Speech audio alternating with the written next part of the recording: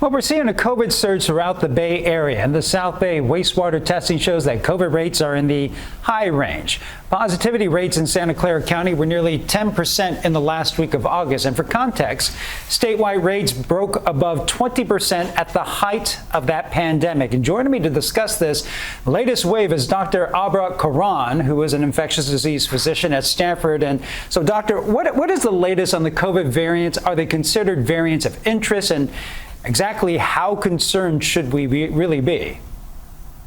Hey, thanks so much for having me. So, yeah, we've noticed essentially, over the last several weeks that there had been an increase in both hospitalizations and in deaths. And as you know, right now, the situation is that, when people do get sick, some of them will test at home, some won't. And the reporting is not quite as accurate or as involved as it was earlier in the pandemic. So what you can say is that it's really those hospitalizations and deaths that start to tell us more.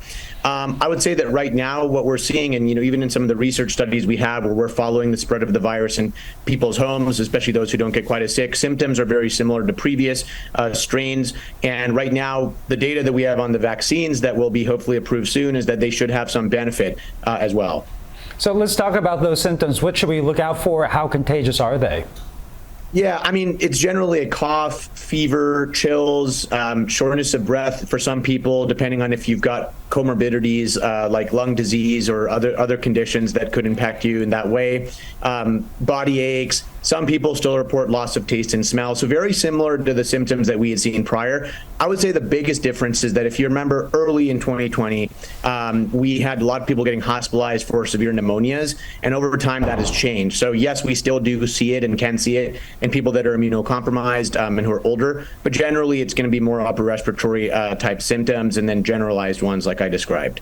Who are we talking about? Who is most at risk right now? You talked about there's the people going into the hospital that may be underreported. Are you assuming a lot of people are just having mild symptoms and just not reporting it? Yeah, so part of it is that people could have mild symptoms and they don't get tested, they don't have tests at home, or they don't suspect that it's COVID because maybe it wasn't on their mind at the time.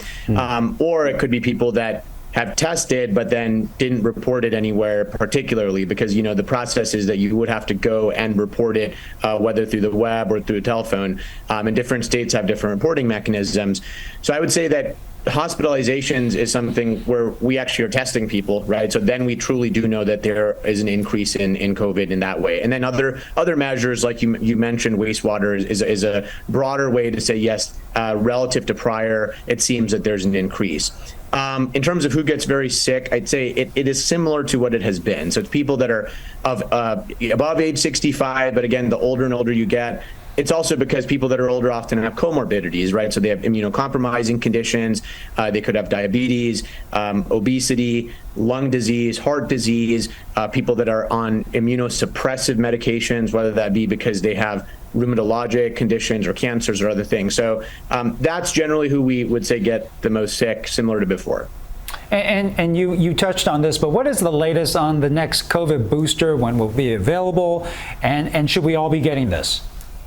Yeah, it's a good question. So basically what's happening now is tomorrow, the CDC's Advisory Committee on Immunization Practices, ACIP, will be meeting to discuss who should be getting this booster. I suspect that it's going to be very similar to what had been discussed in prior boosters, where the prioritization will be on these higher risk individuals.